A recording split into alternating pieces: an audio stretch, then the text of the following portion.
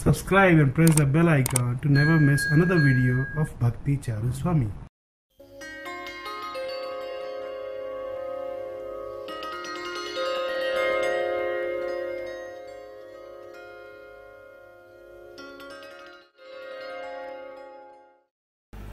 এই চট্টগ্রামের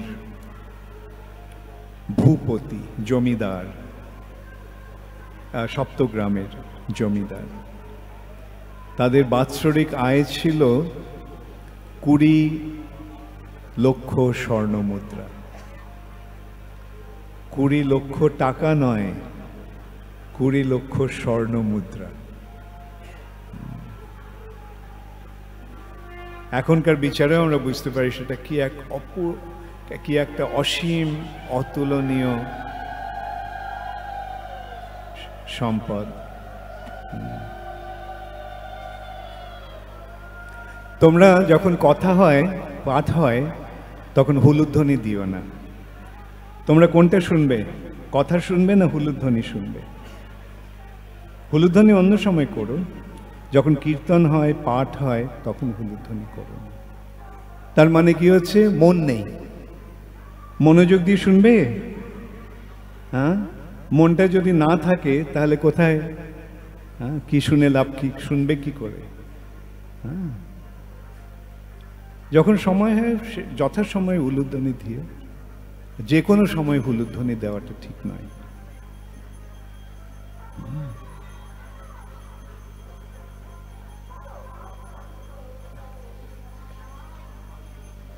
এই যে বিষয়টা, এটা শ্রবণের মাধ্যমে গ্রহণ করতে হয়। এই বিষয়টা কি? এই বিষয়টা হচ্ছে ভগবত তত্ত্ব দর্শন। এটা দর্শন, কিন্তু এই দর্শনটা কিভাবে করতে হয়? এই দর্শনটা চোখ দিয়ে হয় না, এই দর্শনটা হয় কান দিয়ে। দর্শনের বিষয়টা কি? দর্শনের বিষয়টা হচ্ছে বেদ।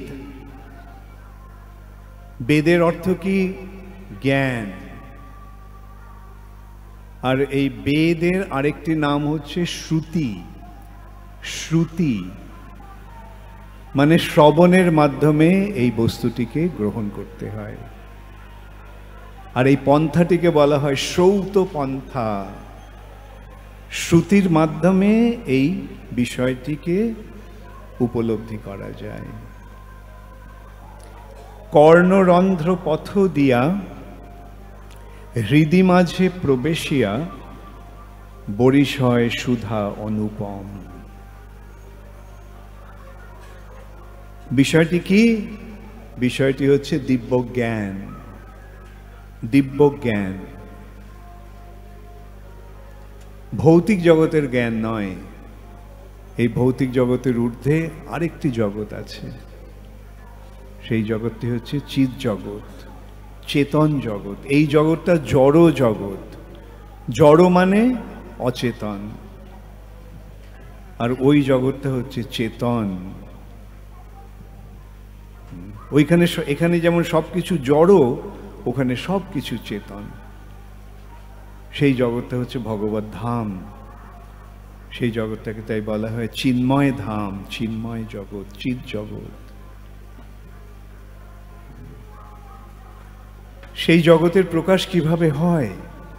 দিব্য জ্ঞান হৃদয়ে প্রকাশিত। এই জ্ঞানটি হৃদয়ে প্রকাশিত হয়। হ্যাঁ, কর্ণরন্ধ্র পথ দিয়া। রন্ধ্র মানে? রন্ধ্র শব্দটার অর্থ কে কে জানো? আমি আজকাল দেখতে পাই যে তোমাদের অনেকেরই বাংলা ভাষায় জ্ঞানটা খুবই সীমিত হয়ে গেছে। আমি দেখি বিএ পাস, এমএ পাস, কিন্তু বাংলা ভাষায়, যাই হোক, এই বাংলা ভাষাটা একটা অত্যন্ত ঐশ্বর্যমণ্ডিত ভাষা। এত সুন্দর ভাষা নেই, এত গম্ভীর ভাষা, এত বৈশিষ্ট্যপূর্ণ ভাষা আর কোথাও নেই। এই ভাষাতেই শ্রী চৈতন্য মহাপ্রভু কথা বলেছেন। চৈতন্য মহাপ্রভু কে? চৈতন্য মহাপ্রভু স্বয়ং ভগবান, ভগবান এই ভাষায় কথা বলেছেন। ভগবান কোথা থেকে এসেছেন? ভগবান কি এই জগতের না ওই জগতের? ভগবান কোথায় থাকেন? ভগবান ভগবত ধামে থাকেন। ভগবত ধামের নামটা কি? গোলোক, বৃন্দাবন। আর চৈতন্য মহাপ্রভু রূপে তিনি যখন আসেন, তার ধামটি কি? নবদ্বীপ। তিনি যে ভাষায় কথা বলেন সেটি কোন ভাষা? বাংলা ভাষা। তাহলে এই বাংলা ভাষাটা কি এখানকার ভাষা না ওখানকার ভাষা? চিৎ জগতে বাংলা ভাষায় কথা বলে, নবদ্বীপে মহাপ্রভু বাংলা ভাষা। চিৎ জগতে নবদ্বীপ আছে, যেমন চিৎ জগতে বৃন্দাবন আছে, তেমনি চিৎ জগতেরই হচ্ছে নবদ্বীপ। মহাপ্রভু অদ্যাপিও নিত্যলীলা করে গৌর রায়। সেই চিৎ জগতে চৈতন্য মহাপ্রভু তার নিত্যলীলা বিলাস করছেন। মহাপ্রভু তাহলে তার পার্শ্বদের সঙ্গে ওখানে কি ভাষায় কথা বলছে? ঠিক তো? কে কে মনে করো বাংলা ভাষায় কথা বলছে? কে কে মনে করো সংস্কৃত ভাষায় কথা বলছে? কে কে মনে করো ইংরেজি ভাষায় কথা বলছে? ইস্কনে বসে আমরা ইংরেজি ভাষায় কথা বলি। মহাপ্রভু সব ভাষাই জানেন, কিন্তু তার পার্শ্বদের নিয়ে মহাপ্রভু বাংলা ভাষায় কথা বলেন। তাহলে জন্মসূত্রে এরকম একটা ভাষার সঙ্গে আমরা যুক্ত হয়েছি, তো সেই ভাষাটাকে কেন আমরা আয়ত্ত করব না? অতএব আমরা সকলকে অনুরোধ করব, তোমরা বাংলা ভাষাটাকে ভালো করে চর্চা করো। আর চর্চা করার সবচেয়ে সুন্দর পন্থা কি? বাংলা ভাষায় মহাপ্রভু সম্বন্ধে যে সমস্ত গ্রন্থাবলী আছে সেগুলি পাঠ করো। চৈতন্য চরিতামৃত পাঠ করো, চৈতন্য চরিতামৃত, চৈতন্য ভাগবত, ভক্তি রত্নাকর ইত্যাদি সমস্ত গ্রন্থাবলী রয়েছে, এগুলি পড়ো। আর সেই সমস্ত গ্রন্থাবলী শিল প্রভুপাদ তার ভক্তি বেদান্ত তাৎপর্য দিয়ে আমাদের বোধগম্য করেছেন। তাহলে বাংলা ভাষাটা আয়ত্ত করাটা কি খুব একটা কঠিন? আমি একসময় ফ্রেঞ্চ ভাষা শিখছিলাম, তো আমি ভেবেছিলাম ওটা ছেড়ে দেব। আমি আমার শিক্ষিকাকে বলেছিলাম যে আমি ফ্রেঞ্চ করবো না, কন্টিনিউ করবো না। তো উনি আমাকে জিজ্ঞাসা করলেন কেন? আমি বললাম এটা খুব কঠিন, ফ্রেঞ্চ ভাষাটা খুব কঠিন। উনি বলেছিলেন না, ফ্রেঞ্চ খুব সহজ। তারপর তিনি বলেছিলেন ফ্রান্সে শিশুরাও ফ্রেঞ্চ বলে। বুঝতে পারলে? এটা এত সহজ যে ফ্রান্সে বাচ্চার ছেলেমেয়েরাও ফ্রেঞ্চ জানে। তাহলে সেই সূত্রে আমরা বলতে পারি যে এই বাংলাদেশে, বঙ্গদেশে, বঙ্গভূমিতে বাঙালিরা সব বাংলা জানে, তাই নয় কি? হ্যাঁ, কি হলো? আমি কিছু জবাব পাচ্ছি না তোমাদের কাছ থেকে, না থেকে আমার ভাষাটা বুঝতে পারছো না তোমরা? বুঝতে অসুবিধা হচ্ছে? তাহলে বাংলা ভাষাটা কি খুব একটা কঠিন ভাষা? অন্যরা যে যা বলে বলুক, বাঙালিদের কাছে এটা খুব সহজ, তাই না? বাংলাদেশে বাচ্চা বাচ্চা ছেলেমেয়েরাও বাংলা বলতে পারে। তাহলে এখন আমি আবার ফিরে যাই, রন্ধ্র শব্দটার অর্থ কি? কে কে জানো? কয়েকটা বেশি হাত উঠেছে। আচ্ছা, কে কে জানো না দেখি? তা অনেকের হাত ওঠেনি, তো জানবার চেষ্টা করবে, আমি বললে মনে থাকবে। আচ্ছা দেখো, কর্ণরন্ধ্র, রন্ধ্র মানে কানে কি আছে? ভেরি গুড, ছিদ্র। রন্ধ্র মানে কি? তাহলে কর্ণরন্ধ্র মানে কি? কানের যে ফুটো, সোজা বাংলা। ফুটো বললে বুঝতে পারতে, রন্ধ্র বলায় বুঝতে পারলে না। হ্যাঁ, কর্ণরন্ধ্র পথ দিয়া, পথ মানে এটা আমাকে জিজ্ঞাসা করতে হবে না, সকলেই জানে। হ্যাঁ, আমি পথ বলা এক পথিক এসেছি। তাই না? কর্ণরন্ধ্র পথ দিয়া হৃদি মাঝে, হৃদি মানে কে কে জানো হাত তোলো, যারা সত্যি সত্যি জানো দু হাত তোলো, বলো হরে কৃষ্ণ হরে কৃষ্ণ কৃষ্ণ কৃষ্ণ হরে হরে হরে রাম রাম রাম হরে হরে। তাহলে হৃদি মানে না শুধু হৃদয় নয়, হৃদি মানে হৃদয়ে,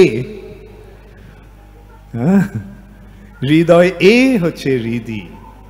মাঝে মানে ভেতরে মধ্যে, প্রবেশিয়া মানে প্রবেশ করে, ভেরি গুড। কর্ণরন্ধ্র পথ দিয়া হৃদি মাঝে প্রবেশিয়া, বরিশয় মানে বরিশয়, বরিশয় মানে আমরা বর্ষা কথাটা বলি না, বর্ষার সময় কি হয়, বর্ষণ হয়, জল বর্ষণ হয়, তাই এটা বর্ষা। বরিশয় মানে বর্ষণ করে,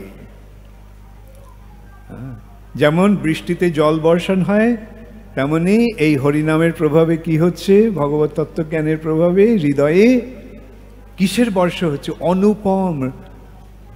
অনুপম মানে, হ্যাঁ অনেকে মুখ নাড়ছো, আমি বুঝতে পারছি তোমরা জানো, হ্যাঁ তাহলে আমি বলে দিচ্ছি তোমাদের, অনুপম মানে যার উপমা নেই। উপমা মানে এ আটকে গেছে, উপমা মানে, উপমা মানে দৃষ্টান্ত। অনুপম মানে যার কোনো দৃষ্টান্ত নেই, যার তুলনা হয় না, অতুলনীয়। আর সে কি অতুলনীয়, কি বরিশয় সুধা, কি আটকে গেল? সুধা শব্দটার অর্থ কে কে জানো? আবার কয়েকটা হাত উঠেছে, একটু বিচার করে দেখো কে কে জানো, হাত তোলো। কে কে জানো না হাত তোলো। ওকে ঠিক আছে, বীর দর্পে হাত উঠে গেছে। সুধা মানে অমৃত। দেখো তোমাদের বাংলার তত্ত্ব, বাংলা ভাষা জ্ঞানটা কিরকম হয়ে দাঁড়িয়েছে। হ্যাঁ আমাদের চীন রাশিয়ার অনুকরণ করতে শিখিয়ে আমাদের রাজনৈতিক নেতারা আমাদের বাংলা ভাষায় জলাঞ্জলি দিয়েছে। কমিউনিস্ট বিদেশ থেকে ধার করা সমস্ত জিনিস এনে আমাদের এখানে সাপ্লাই করেছে, তার ফলে কি হয়েছে, আমাদের সংস্কৃতিটাকে আমরা হারিয়ে ফেলেছি।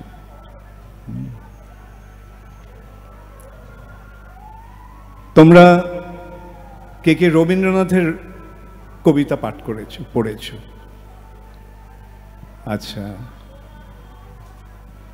কে কে রবীন্দ্রনাথের কবিতা স্কুলে কলেজে পাঠ করেছো? স্কুলে কলেজে পাঠ্য ছিল না, না ছিল? তাহলে রবীন্দ্রনাথের কবিতা কেমন, সুন্দর না? রবীন্দ্রনাথ তখনকার দিনে এই বাংলা ভাষায় কবিতা লিখে তার ইংরেজি করে তিনি নোবেল প্রাইজ পেয়েছিলেন। গীতাঞ্জলি নোবেল প্রাইজ পেয়েছিলেন সেই সময় যখন ভারত ইংরেজদের অধীন, ভারতকে কেউ সম্মানের চোখে দেখত না। রবীন্দ্রনাথ তার কবিতার মাধ্যমে ভারতের গৌরব এনেছিলেন।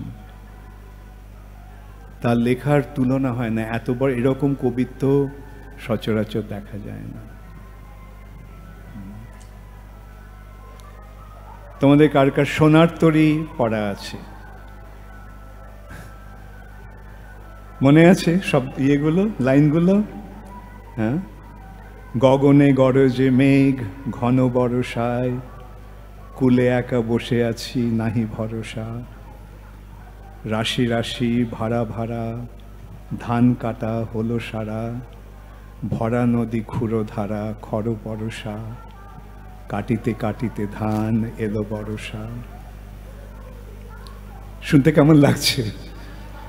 দেখো এটাই আমাদের গৌরব, এই ভাষার মাধুর্য এখানে। তারপরে বলবো, একখানি ছোট ক্ষেত আমি একেলা, চারিদিকে বাঁকা জল করিছে খেলা। ভরা পালে চলে যায়, কোনো দিকে নাহি চায়, ঢেউগুলি নিরুপায় ভাঙে দুধারে, দেখে যেন মনে হয় চিনি উহারে। ওগো তুমি কোথা যাও কোন বিদেশে, বারেক ভিড়াও তরি কুলেতে এসে। কেমন লাগছে?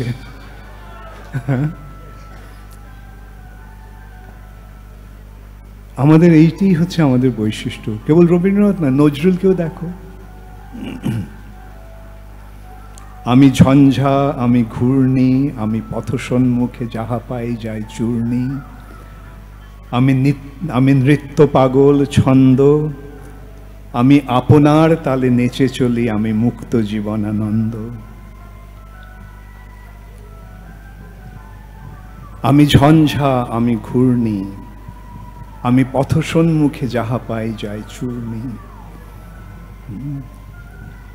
আমি গোপন প্রিয়ার চকিত চাহনি, ছল করে দেখা অনুক্ষণ, আমি চপল মেয়ের ভালোবাসা তার কাকন চুরির কনকন। কোন ভাষায় এরকম শব্দের মাধুর্য পাবে, ভাবের মাধুর্য পাবে?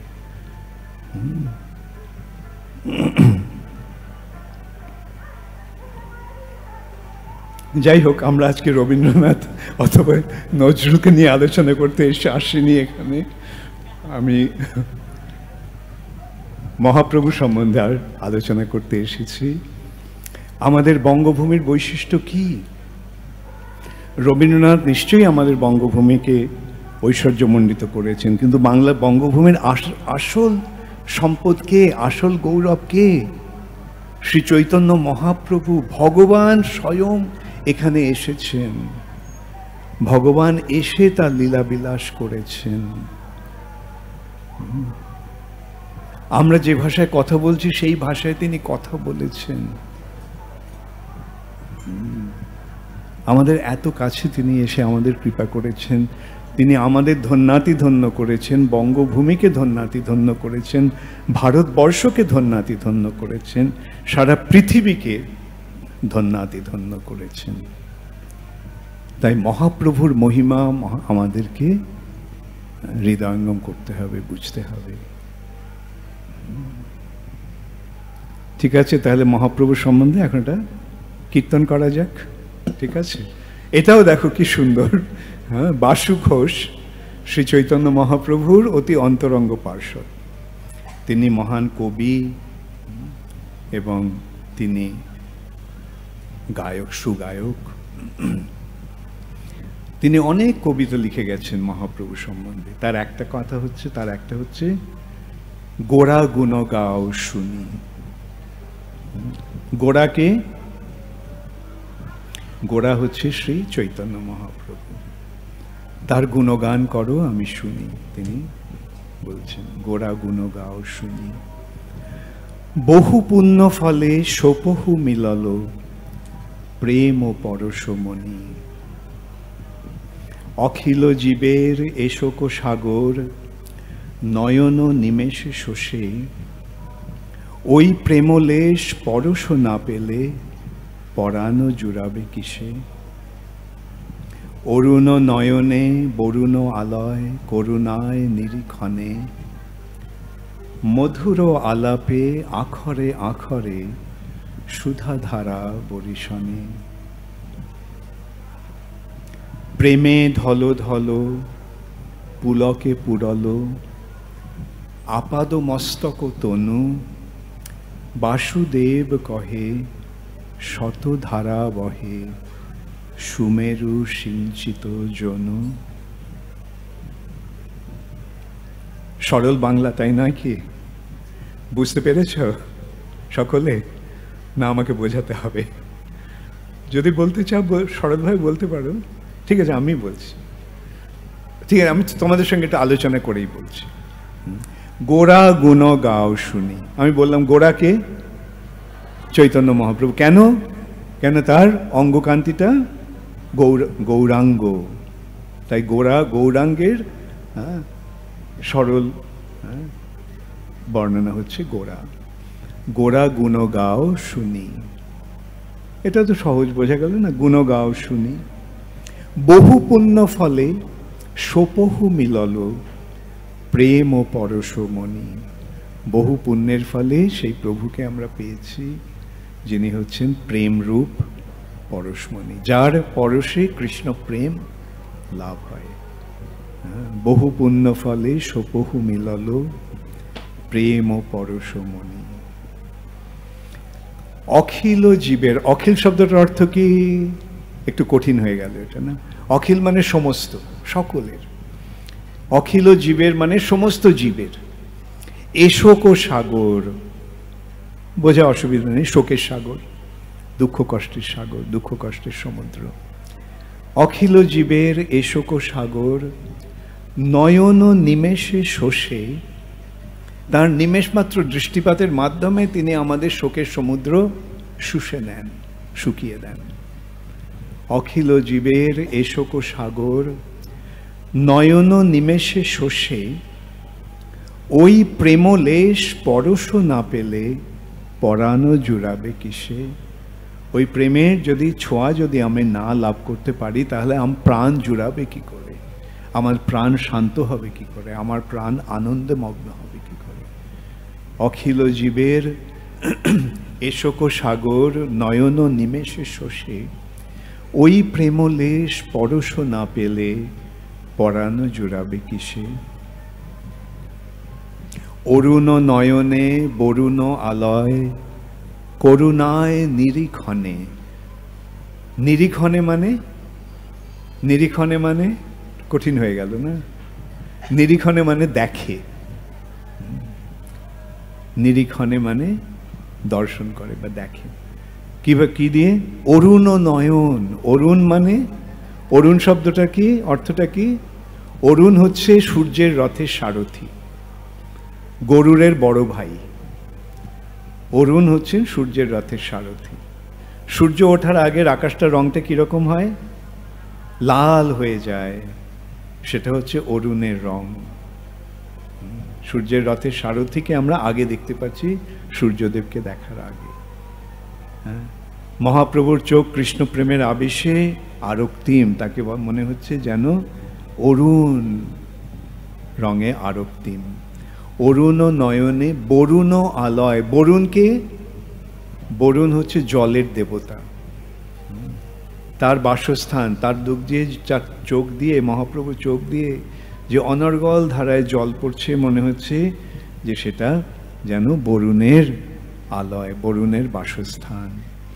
অরুণ নয়নে বরুণ আলয়, করুণায় নিরীক্ষণে।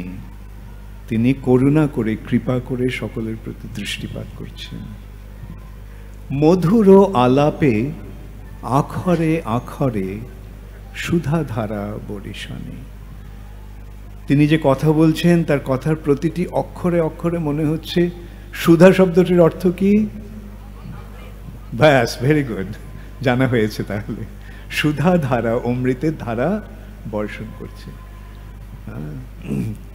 মধুর আলাপে আখরে আখরে সুধা ধারা বরিশনে। প্রেমে ঢলো ঢলো পুলকে পুরলো। ঢলো ঢলো, ঢলো ঢলো মানে ভাবের আবেগে ঢলো ঢলো, ভাবাবিষ্ট হয়ে গেছেন তিনি, ভাবের আবেগে। প্রেমে ঢলো ঢলো, কৃষ্ণ প্রেমের আবেগে তার শরীর ঢলো ঢলো।